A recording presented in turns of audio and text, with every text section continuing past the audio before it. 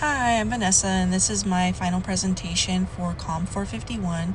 I wanted to talk about where I see myself professionally and then connect those to the three concepts that stood out to me the most in the course, and then share what I'm doing to get there. I want to be a college counselor, specifically at the community college level. I've spent about 2 years working as a student service generalist and a peer advisor at Solano Community College. And honestly, I feel like the longer that I do it, the more I feel like this is like exactly what I want to do and that it's like meant for me.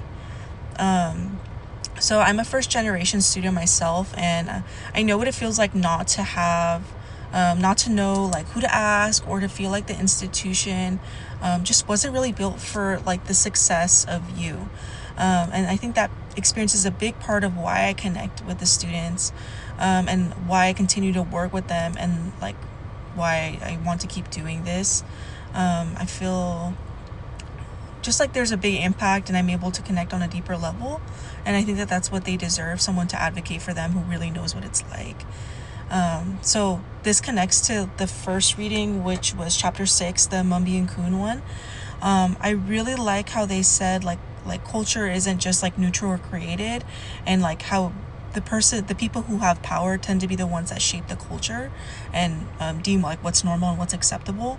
And I feel like this really hit home because like in academic institutions, not just at the community college, but like even at SF State, like we tend to center students who like already come knowing the resources that they need and have a clear plan, or even student support.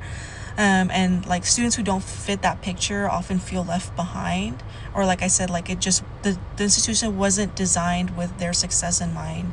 And as a future counselor, I just like want to stay aware of that and like keep advocating for more spaces with for students with like more unconventional forms of like education, or like educational paths. Okay. And then the second reading I want to talk about is the Chowdhury's reading. Um, I really enjoyed this one as well because I like how they talked about that, like experience, like credentialed people, or like people who are highly educated, like they aren't the only ones that can like theorize, or like produce knowledge. And I think that often goes unrecognized. I think that people who have like lived experience, like it often goes unrecognized, as opposed to someone who maybe is like highly credentialed. And I honestly, this is something that I see every day. Like with the students that I work with, they're like navigating housing instability, working full time, and supporting their families, and still showing up. And I think that that's like real, like good knowledge. Like it brings something different to the table, and like different like means of conversation in the classroom, because it's not just like theory, it's like lived experience. So I really like how that was brought up as well. Just brings like a different sort of perspective, and I think that this reading gave me it put my thoughts into words, and I love like the way that it explained it. And then, so the third reading I want to talk about is Sadki's reading. I forgot what week that's from. I think there's another author. But I really enjoyed this one as well because it didn't just talk about like success like in the Western, like organizational communication success, and like the Western point of view. And like it talks about like globally how there's so many different forms of like organizational communication success, and how like we often erase those people. Like they use the term I think they use the term liquidities in the reading to describe how marginalized communities like can adapt creatively like under hostile conditions.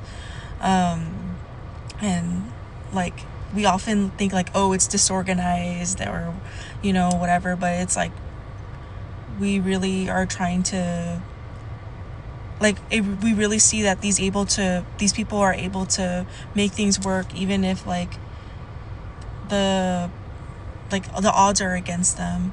I also really like the study that they brought up with in Africa as well, and like how these people are able to be successful even though others would maybe not see them as that. And I think that like reframed is how I see a lot of my students. So like dropping a class and picking back up, or juggling two jobs. I think that a lot of universities like would see that and be like, oh, the student's like not successful, or their inconsistency is like negative. And I think I see it as, people doing what they have to do to like really be successful in their own education and moving forward. Like I always tell students, come back when you're ready, or do things on your own time. Don't let other people tell you that like the rate that you're going isn't good enough. So yeah, I feel like that connected like in a different way, even though it's not like culturally. I mean, we can even see that like culturally in school too. But I think I just see that more like with like academic timing within students. So I think that that's also pretty cool. So two things I'm actively doing is, well, first I have to graduate. That would be the first thing. And then the second thing I'd probably would put is like, I'm applying for graduate school. So I'm looking at SF State's Masters of Counseling with like the college emphasis. Like that's my top choice. I'm also looking into like San Jose State and Cal State East Bay as well. But I would say SF State's my top choice just because of the emphasis of college. I don't think the other institutions offer that.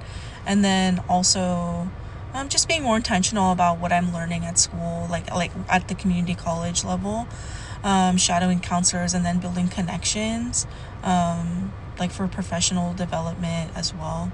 So yeah, I think this class really gave me the language for a lot of things I was already feeling, like ideal like different ideologies and things about intellectual labor or liquidities. Like these concepts describe like what I see every day, and I think I'm just leaving this semester clearer on like what kind of counselor I want to be. And yeah, I think that that's pretty cool. Okay, thank you.